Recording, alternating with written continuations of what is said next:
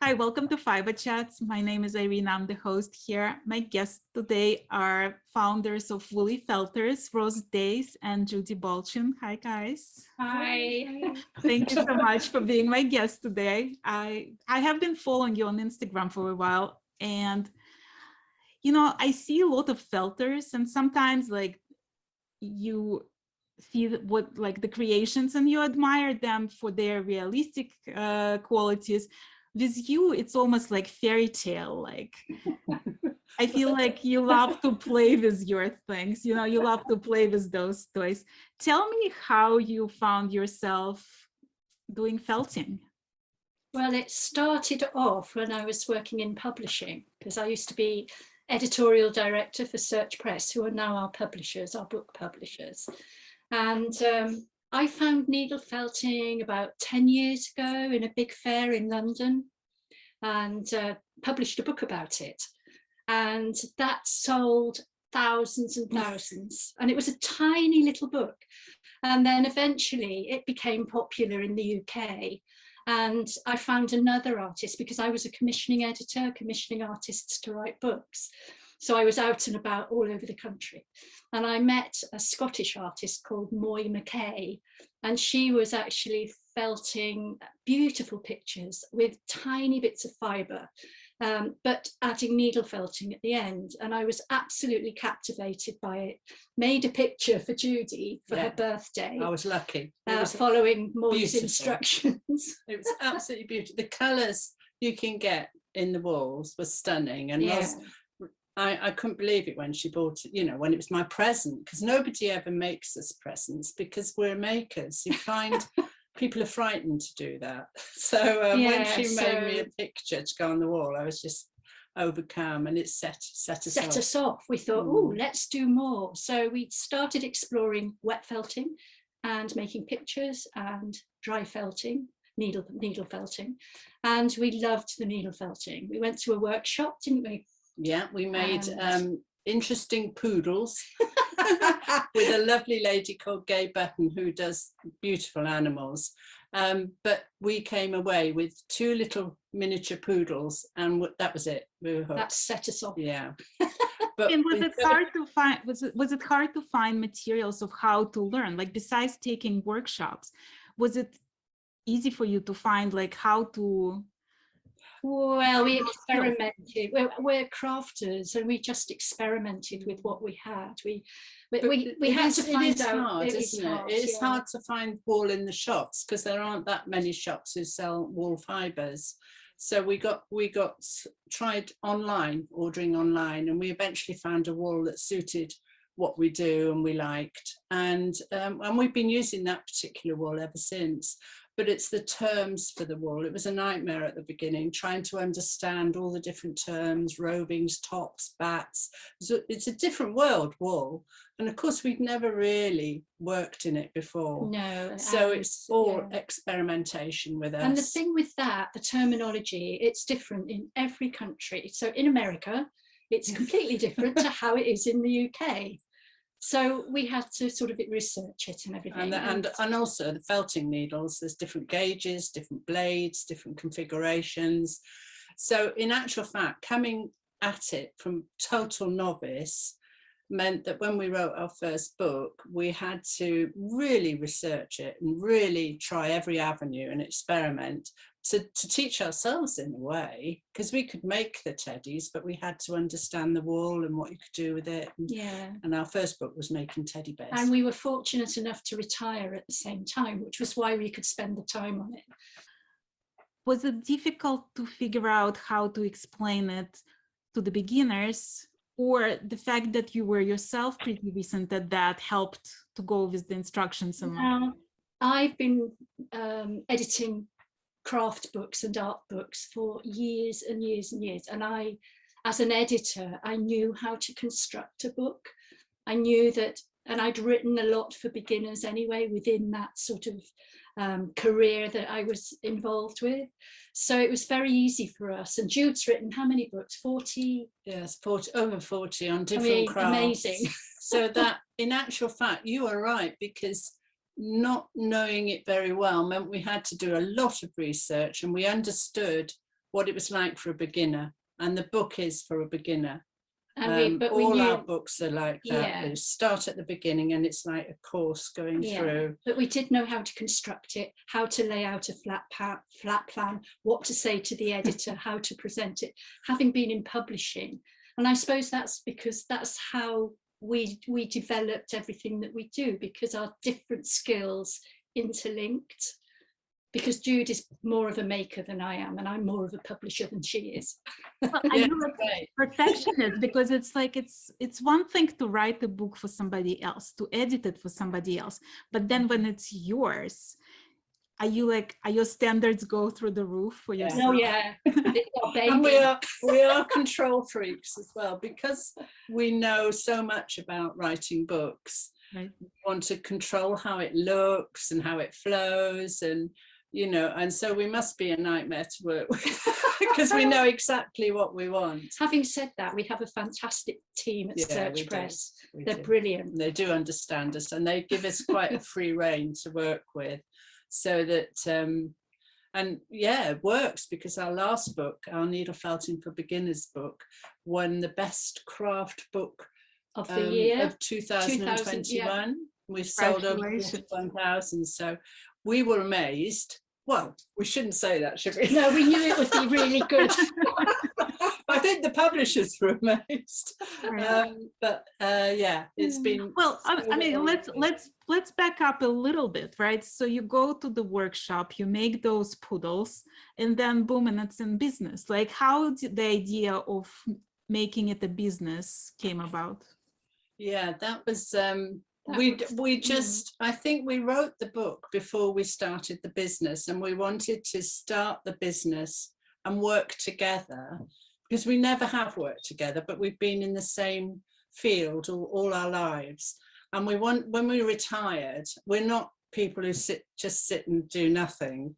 We decide, oh, let's start a little business, let's have fun, meet lots of nice people, let's make it, I don't know, fun to meet these people, like-minded people, and just enjoy it. But it is quite hard work starting a business. And I think it took us, 3 or 4 months, didn't it, to because we had to think about it together. First of all, we thought we started off with an image, and Jude's very good at sketching and drawing, so she scribbled a few drawings. Where's our thingy? Our board with all our bits. Hang on, you keep chatting and I'll find it. Yeah. So we had to decide on a look for the business, because colouring, your image, your logo, all that sort of thing is really important. It carries a flavour of what you want to do. So we started by working out what colours we wanted, what the logo was going to be, how we were going to do business cards and letter headings. So that took quite a time to get that set. And then there's all the website side of it as well, and we didn't want to be beholden to anyone to control our website, or have to ring anyone up and say, can you put a picture on it? So we learnt how to put a website together, and that took about 2 months continual working, because we've never done it before, but we thought, well, it can't be that hard. Yeah, you see, it's a sort of slightly 2-dimensional, 3-dimensional picture. Yeah. Okay, so that's what we started making before we went 3D. Oh, here we are. This is our big board. This is how we started. So if you see this is a design that I drew. It's Ros and me, Woolly Felters. That's the coloured version. So this became our logo. And then these are all the offshoots of it, how we've used it. Our colouring is very much spotty, pale blues, pale pinks, keeping it fresh and modern.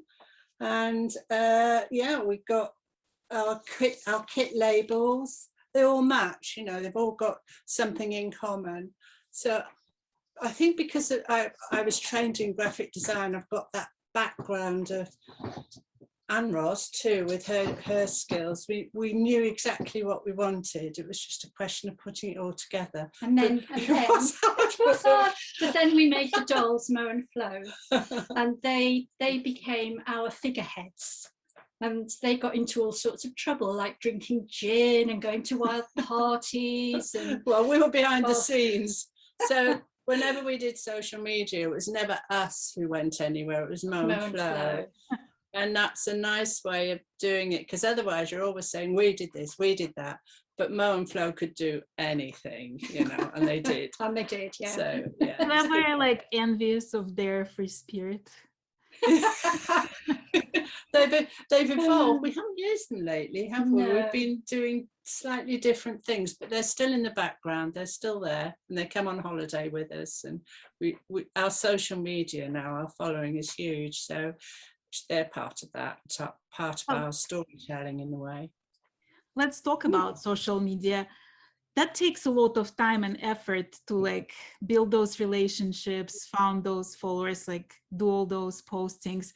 Who decides on what's being posted? How do you deal with all that stuff? Well, sometimes we'll have a storyline, like for example, last Christmas or the Christmas before, we did an advent with the mice.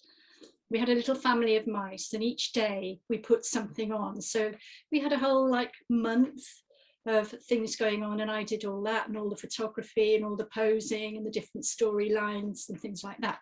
And then Jude this year has done the Queen, because it's our Royal Jubilee this year.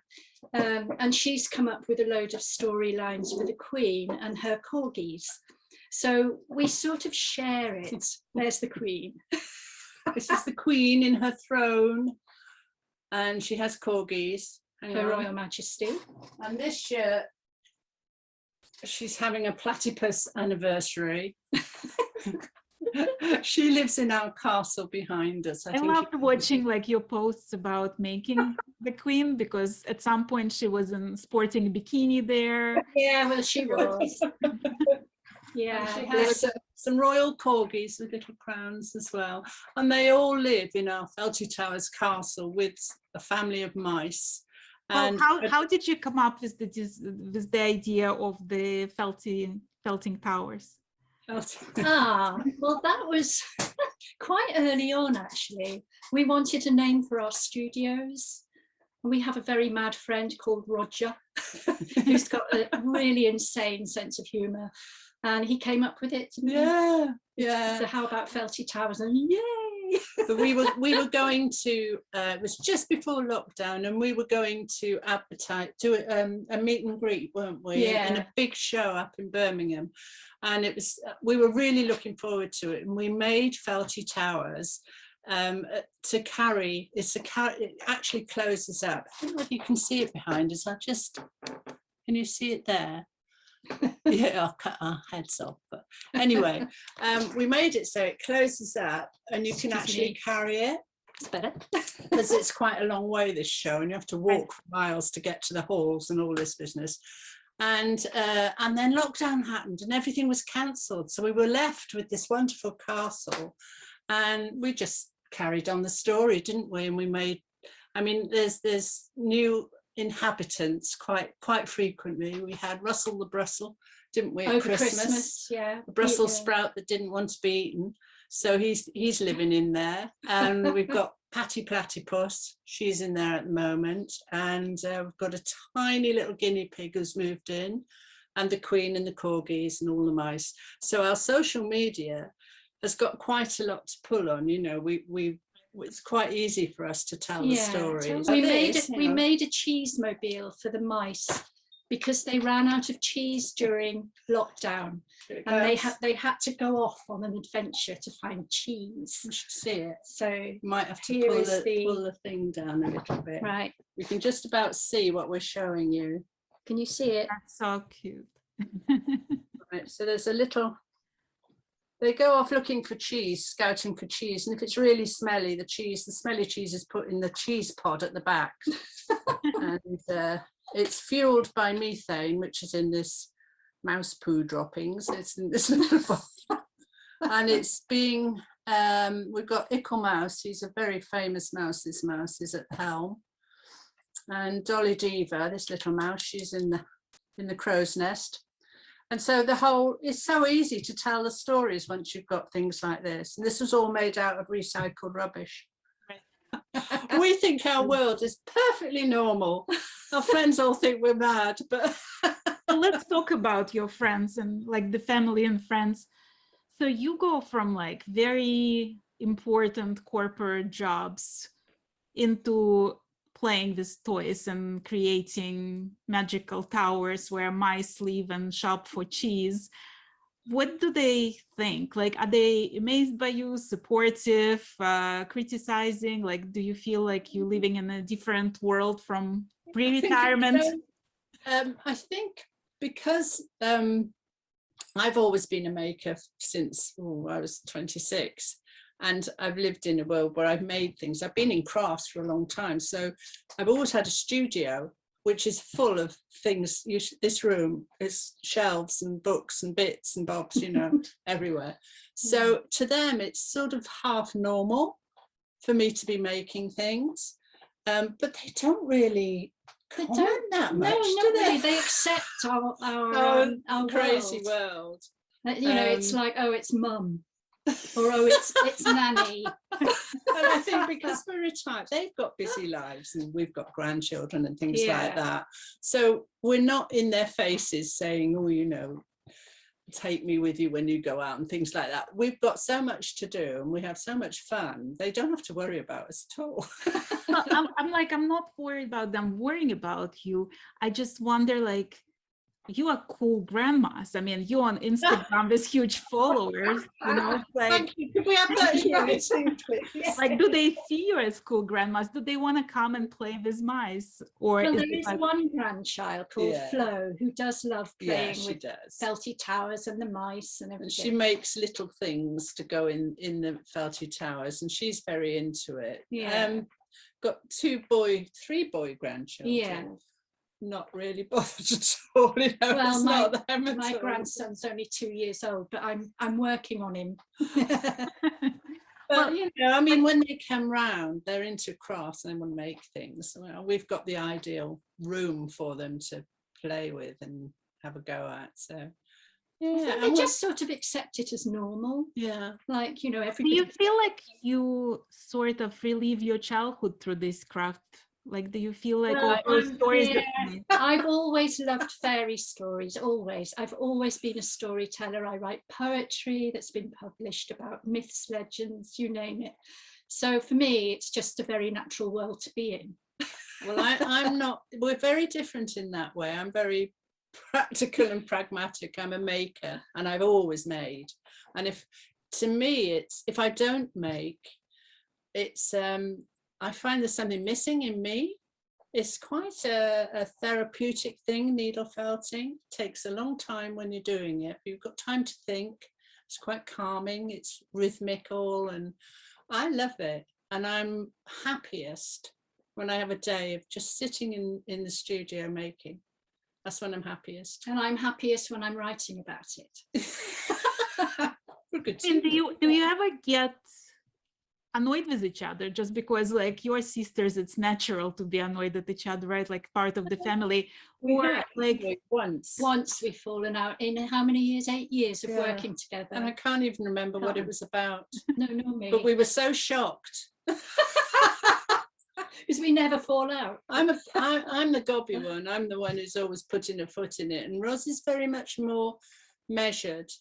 Diplomatic. It's because of her job.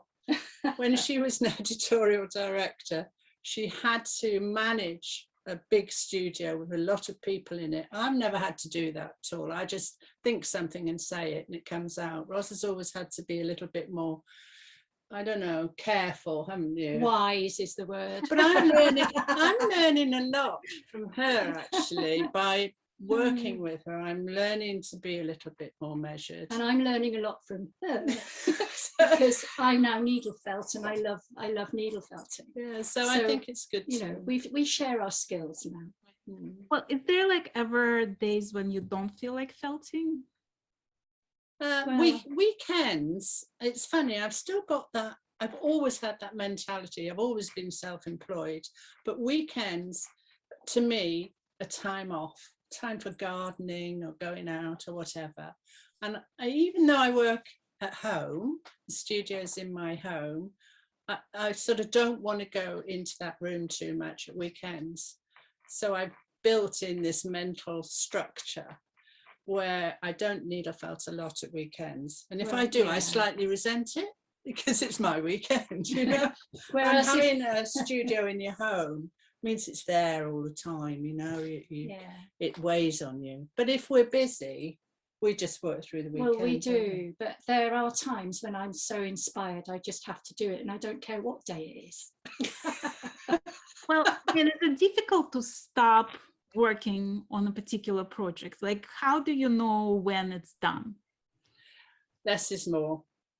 We're always saying that because it's so easy to overdo something in needle felting, and you end up, if you're doing a character, it ends up looking like a gnome or a troll, you know, if you make the lines too deep, and it's such a subtle thing. So we try and teach less is more, especially when you're working on faces. It's subtlety. And you do know when it's finished. You do get a feel for it. Yeah. When you start off, when you're a beginner, it's difficult. But as you practice and you learn more and you learn more, you realize that there's only a certain stage you can take felting to. If you go beyond that, it's not going to work. Yeah, So it's a firmness thing, isn't it? firmness, You yeah. start off with, have we got, this is what you start off with. And hang on, I've got a little head here that I was working on. This is really quite firm now. Take it. So So you see. And Yeah. this is the tool you use, which is a felting needle, which is barbed. And what you're doing is stabbing the wool and pushing it together. So you're sort of like knitting it together with the needle. And you work on a foam pad. And that will become a ball like that in about probably 10 minutes, quarter of an hour of continual stabbing. Right. So it really becomes firm, and then you can add little cheeks and nose, and that's when the sculpting begins. But from that you can make that, and I have yet to overcome that magic feeling when it I mean, emerges. like when you create kits, right?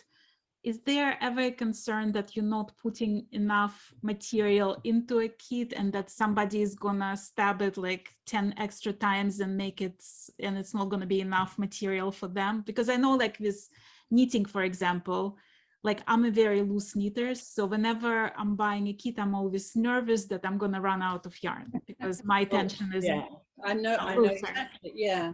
So is that a concern with felting as well? We only had one person in 8 years email us and say I ran out of wool. We tend to put in a bit more. Yeah, than you and you tell them how much to use for a head. You ask them to weigh it or show them how to measure it. You have to make sure they've got enough for each thing, a leg or a tail or whatever, but usually we give them weights to work with. So they'll get a bundle of wool and you'll say, right, 2 grams for the head, and they'll put that aside and start needling that. So really they shouldn't run out of wool, and they should end up with a little animal or whatever it is, the same size as the one on the box lid. If they follow, we give them the template. You actually measure against a template, the Yeah. size. Yeah. And you tell people that the Pleasure. wool will shrink about 1/3 when you're needling it. So the big mass of wool you have will go right down. So And these are like the yeah. templates you get. Okay. So you work to a size all the time, so you should have enough wool. Okay. Do you have so when I'm looking at your mice, right, they're very mischievous bunch. They have like a lot of sass to them. There's like a lot of character to them. What's the most difficult thing in felting to achieve that character, like to show that? Let's show them this little character here. This is one of our kits. And it's just how and where you put the nose, the ears, if you put the eyes close together or far apart, it all gives a character, doesn't it, Ross? And when you can bend the arms, because we wire the arms so they're bendable, can wave, you know. The heads this is a secret, and we shouldn't be telling you this, but when we do our I'm photography, gonna tell whatever goes on Fiberchats stays on Fiberchats. What with Well, the other few thousand, so whatever. whenever we do our photography, the mice, any of the characters, they have their heads on pins so that we can, you know, Sure, bend sure. like the Queen. This is The we're gonna Queen, behead the because she Queen does a now. lot of acting. It's off with her head. But if we want her to look down, so this is purely for photography, or she can look up. And we should make a wave. Yeah, she can wave. She's been in a few, we do these little animations as well. So they're very poseable. So by making them look cute and by making them poseable, you can overcome a lot of the difficulties, and they will look cute. It's not hard to do. Well, why mice? Why? What's the addiction to all different kinds of mice? Like, what do you find? Part of it is they've got like a tripod going on with their tails. And so you can stand them up, and I don't know, you can pose them really easily, and they're adorable, really, Yeah. aren't they? And they have such a silly world. You know, they don't think like us. I think they're being very serious, but that Not really, most are of the time they're just being ridiculous, but they're very helpful. Yes. So as we're working with them, the little characters tend to come out anyway, because every mouse is different depending on how it looks. You can make a mouse and it can look really grown up and serious. So the next one you make will look completely silly, and you know, depending on where you put the ears and the nose and the mouth and the whiskers and so on. Like when you see other people working with your kids and making their own creations, what does it feel like? Like, do you? Oh, it's really special. We love it because it's almost like the sharing of the craft community and the art communities do is very special, and sharing techniques and the love of the craft and everything. So when we teach and when people react to us and what we're doing, and they make their own, and then they go on and they do more, we're so excited about it. We love it. When you, and it's amazing. There's a never like ours. There's no two mice. They can all have the same kit, and each mouse looks different. I don't know how they do it, but they do. They do, yeah.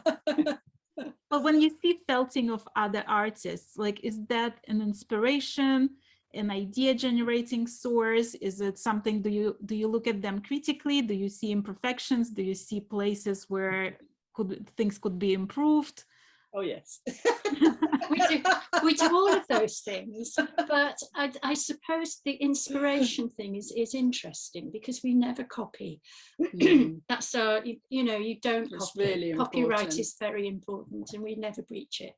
So we tend to look for ideas in books and films and nature when we go out and about, or just our own imaginations. We have many a long car journey with a pad and a pencil where we tend to come up with ideas then, because I think we're just, you know, we can't be doing anything else apart from thinking really on a car journey, can you? Bit of focusing on driving, of course. And we do come up with ideas then, don't yes, we came up with our name on a car journey, the Woolly Felters, because we were going along chatting like we always do in the car.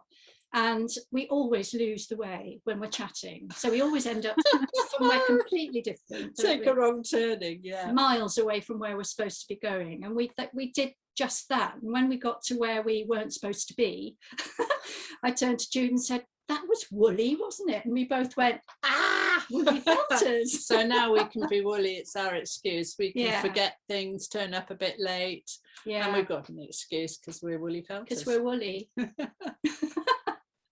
Well, do your grandkids or your followers, for this matter, ever give you some ideas of like next story or next character to make? Do you draw inspiration? We sometimes ask them. We will ask them and say, what would you like us to make? And we sometimes follow that. Yeah. We did it about 2 months ago. We were thinking, we had some ideas of, we do these downloadable instructions on our Etsy shop, and we've got quite a few characters on there now, and we wanted another character to do. And so we put it out there.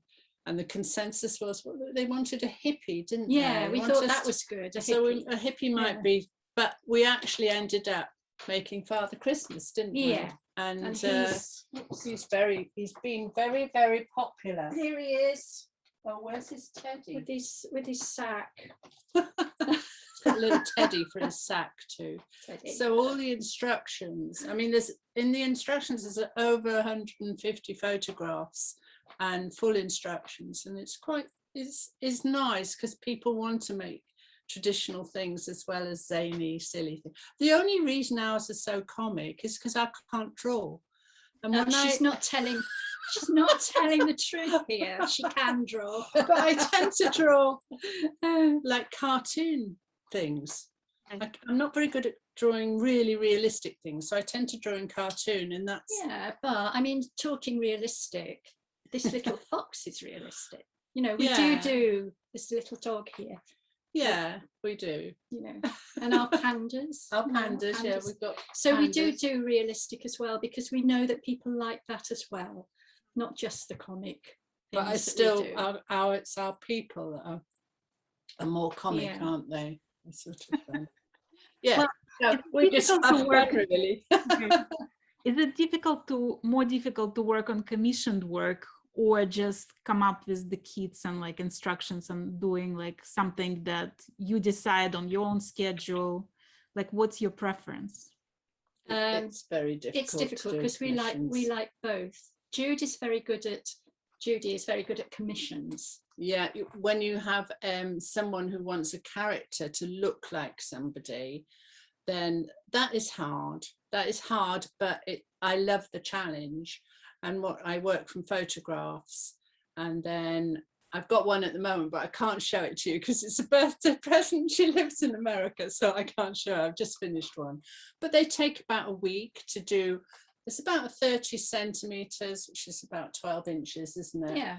And you get a mini person, and then you personalize it with their dog, or you know, a little newspaper with happy birthday and written in it and things like that. So it's lovely to do, but they are very time consuming and very challenging. So, you know, we balance it. So Judy might do a commission, but then we'll also be working on other ideas, like more PDFs, more characters, more for our shop, more, you know, more fun really. But you have, you know, we don't earn a lot, but we need to earn something. Let's put it that way, don't we? And do you treat it as a business, or do you treat it more like as something you do for fun? Like, is there a business plan? Is there ever like stress associated with that business? No, we don't have a business plan because things happen to us. We've had big things happen to us. We've just signed an agreement with an animation company, the non-disclosure. We can't tell you anything about it at all. But these things come along and happen to us. We've had big things, you know, going on, I don't know, television and various things that have happened to us, writing the books.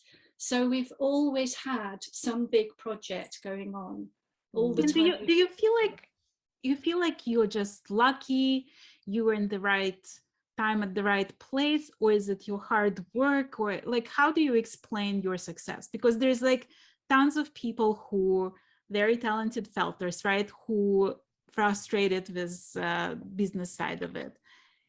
How like what's your vision of it?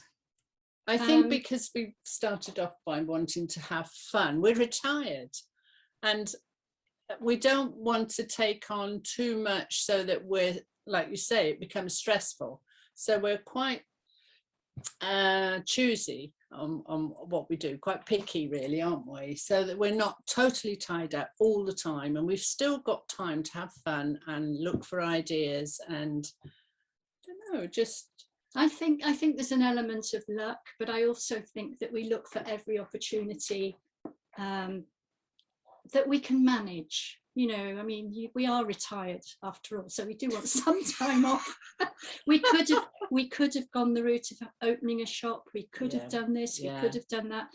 We just didn't want to be here churning things out. No. And You know, That's- we wanted to yeah. have the freedom that if anything came along, like this interview, for example, or we have another interview tomorrow with a magazine editor, that sort of thing, we wanted to be able to take that in and be able to, you know, have fun and do different things.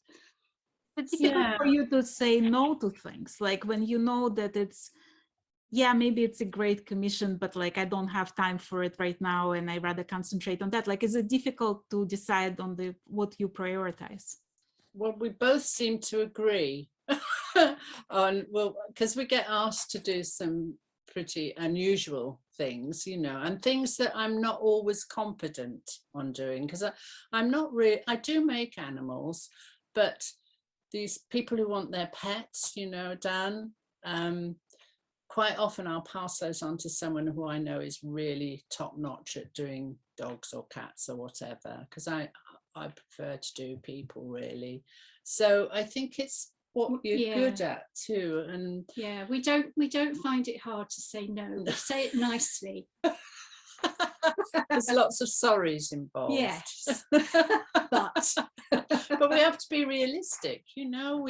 I think it can eat you up, and we want to keep a nice balance of having that space to be inspired and say, oh God, let's do this, you know. And because if you're too busy and too stressed, you don't create. It's a really strange thing goes on, isn't it? yeah, we'd advise other crafters and artists to think the same, you know, allow yourself time.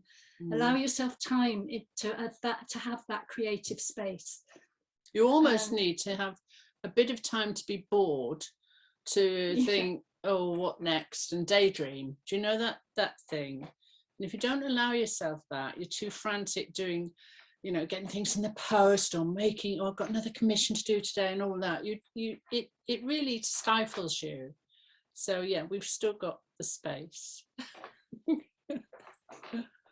When you think of those stories, like for animation, or like you write the stories about the mice and where they're going and like create all these things, do you collaborate on those stories? So is it something, do you dream about those stories? Do they come to you in the shower? Like, how does that happen? Usually there's an event like Christmas, like with the Advent month-long story that I told. Usually there's an event that sets us off, like the Queen's Jubilee, for example. That was a whole thing. Valentine's Day, we did one, didn't we? And you know, there are big events throughout the year that you can actually key into and create lovely worlds.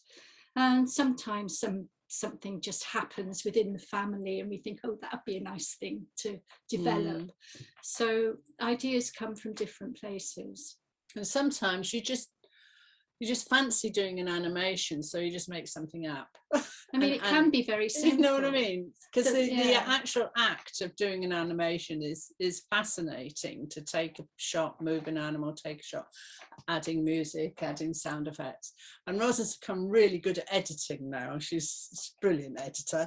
So we're good in that again, aren't we? In the sort of making and moving, and then you edit, and then it all comes together. So that's what we'd like to do a little bit more of, wouldn't we? Videos in the future on how to do what we do. We want to help people start. There's people starting to do needle felting all the time and they're a bit worried. We want to take that fear away. So that's honestly, like, I'm blown away by you two, because to me, you like this, like, I want to, you know, be like you when I grow up, because it seems like nothing is impossible. You know, it's like, oh, like I learned how to needle felt, and then I learned how to edit the videos and do animations and write the books and do the tutorials. I mean, it's all the things that people are terrified of. It's all the things that people are unsure about and don't even know where to look and where to start. And here, two of you just like breezing through these things and make it so doable. It has taken research and time, but I find there's a lot that you can find on the internet. Also, if you find some good books on the subject, that's good. The internet is brilliant, YouTube especially, for demonstrations. You know, so if there's something you don't know, then you just go and watch a tutorial and find out about it. But I mean, doing the website was a biggie for us. I think That was amazing. we That didn't, was huge. yeah, we didn't want to be in anyone's hands. We wanted to be in control, as we always do. So we taught ourselves how to do it, how to design a website. And it took us how long? 3 months, 4 months, constantly. Two to three, I think, in the end. Yeah. Because you've got to put a shop on it, which means you have to have PayPal sorted out and all these sort of technical things, you know. And then at the beginning of lockdown, we actually self-published a book, and we did it. Can I say we did it through Amazon? Yes, we could self-publish through Amazon, and we produced a little book, which is totally us, about why the Mousemates made Felty Towers. That was a big learning curve, wasn't it? It was huge, because yeah. we'd never self-published before. And I mean, I've published so many books with Search Press, So or it them was- publishing it. Yeah. But it's okay, because you can find things to help you along the Yeah, way. yeah. I mean, are you that unstoppable at everything that you do? Like, I mean, is that just like? If we put our minds to it. And I think because there's two of us, if one lacks a bit of energy in that direction, the other one comes in, and we're quite good at sort of buoying each other up, aren't we? And, Yeah. and finding out things. Ross is very, very good at research, really brilliant. So I rely on an awful lot. I'm on the phone going, can you just look up and see how we do? You know, she's brilliant. And then Judy's very good at the making. So if I have a problem with, you know, a tricky face or something, then she'll help me out with it. And I just leave all the writing to her, because she's so good at it that, you know, there's no point in me sort of doing it really, but she's very good. I think, you know, if you're an artist or a crafter, you're going to have your strengths and your weaknesses. And I think you just hone in on your strengths, and where you feel you're not strong, read about it. Go and look it up on the internet, ask people, join a group, go to a workshop. There's so many things out there that can help you. Do you feel like other crafters are helpful when you ask for advice and when you ask for suggestions? Is that like a supportive community that you? Very supportive. They're brilliant. And also what we give, if anyone contacts us and asks us a question, we answer immediately as soon as we can. We're quite generous, aren't we, with, you know, we put a little cat out the other day, and someone Facebooked me and said, oh, have you got a kit? And I said, well, no, but I can send you the templates and the instructions, and you can make your own cat. And we do things like that because it builds the community. I mean, needle felting is really big in the fibre world now, and we're amazed how it keeps growing, and we keep having new people contact us with questions about wools and needles and things. We always answer, because it's lovely, isn't it, that they come to us and ask. We're very flattered. Yeah, and then we can point them in the right direction if they're looking for fibres or whatever. Because we can remember how confused we were at the beginning. Like, okay, so 8 years ago when you first played with those poodles again, I'm loving that image in my head. And today, where do you think you are in the journey? Like, do you feel like you became experts at this? Do you feel like you are in the position to teach the world how to felt? Do you feel like you still have so much to learn? Like, where do you feel you are? Oh, there's always things to learn, always. There's people out there better than us. And, you know, I think you've just got to keep going on the journey. You never quite get there. You always have to keep on that path. And that's the exciting thing, you know, tomorrow's another day. It's a new day. You might find something else. It's the challenge. I love the challenge. The challenge of creating a new character or a new animal or just a new something. It doesn't have to look like anything. It can be a monster. It can be, needle felting's great. You can make anything. And I think I'm certainly not, I mean, I know I'm good in certain aspects, but I look at some people's work and it take my breath away. And I think, you know, I'll never be there, but we have our storytelling and our silly look at life that we do, which is ours. And I think our little world is attractive to people. People seem to, it's a simple world, it's a joyous world, and you know, it's quite difficult out there at times, isn't it? In the real world, it's quite a serious thing, and I think we bring. We do, but other people bring other things. Yeah. You know, they bring. There's some very good artists, needle felting artists, that do the most fantastic realistic creatures and animals, and that I don't think I'll ever be able to do. Whereas we tend to meander a bit. I mean, do you feel like you're living your dream? In a way, yeah, I suppose. Well, and also, I mean, we're supposed to be, I suppose, taking it easy at the moment, aren't we? And I think it would drive me mad if I had to sit and do, you know, watch daytime telly all the time. And I just feel that you stay young and you stay active and you stay interested, and challenges are brilliant. I love a new challenge. So I think it just keeps us thinking all the time and laughing. We have a lot of fun. We do have those times when we're just beside ourselves because we know we've come up with a fantastic idea, and you just can't wait, you know, is that feeling. And I think without that, there'd be a huge gap, wouldn't there? I can't think what else we'd do. And are you ever like when you create new thing, like are you ever surprised at the final look of it, or do you like you have an image in mind like because the wool takes on its own character sometimes. You start off by saying I'm going to do this, and then you end up by doing something totally different because the wool takes control. That's why commissions are so hard. When you're having to do something that looks like somebody, you've got to really hone the wool and control it. But if you let the wool just dictate to you a bit, things happen that you wouldn't plan, you know. So that's nice too. Well, I'm so glad you agreed to be on my channel today. I love getting to know you, and I love watching your creations just because it's like it's very fairy tale like, and it sort of takes me away from everyday worries. Yeah. And let me dream about mice in the pretty Felty Tower, you know. Well, it's been lovely being on, actually. Yeah, thank you for inviting us. We do work in a bit of a bubble, and to invite someone into the studio to see what we do and know that you've enjoyed it is lovely. It's good. Thank you.